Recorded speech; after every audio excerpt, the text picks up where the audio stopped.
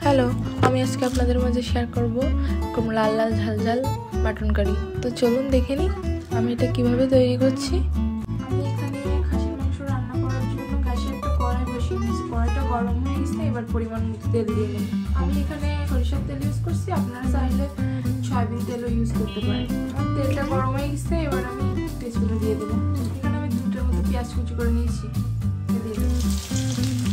এখানে আমার পেঁয়াজটা ভাজা হয়ে গেছে, এখানে আমি আদা রসুন বাটা দিয়ে দেবো।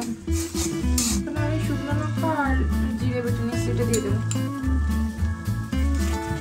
আমি এখানে পরিমাণ মতো লবণ দিয়ে নিচ্ছি আর পরিমাণ মতো হলুদ।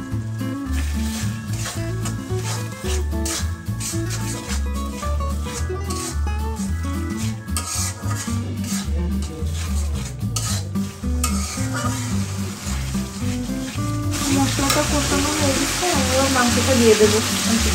এখানে 500 গ্রাম মাংস দিয়ে দিচ্ছি। এই মাংসটা সুন্দর করে আমার মিডিয়াম আছে এটা কষতে হবে। খাসির মাংস যত বেশি করবেন তত বেশি টেস্ট লাগবে।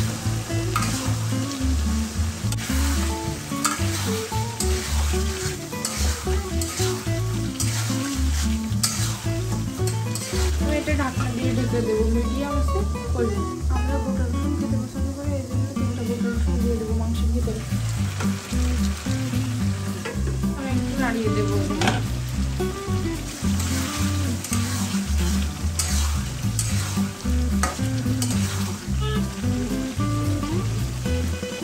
আমি কিছুটা চুই ঝাল দিয়ে নেবো।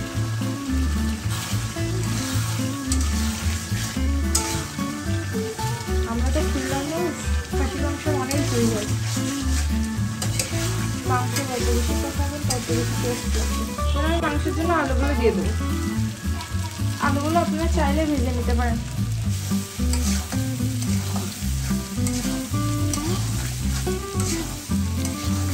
আমার মাংসটা কষানো হয়ে গেছে, এবার আমার ঝোলের জন্য পরিমাণ মতো জল দিয়ে নেব।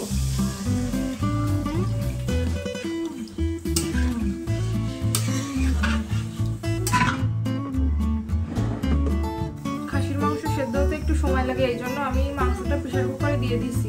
3টা সিটি দিয়ে নেব।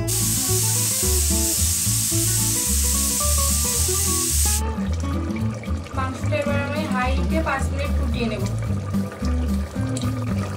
অনেকেই এইভাবে নামিয়ে দেয়, কিন্তু এইভাবে নামালে অত টেস্ট পাওয়া যায় না।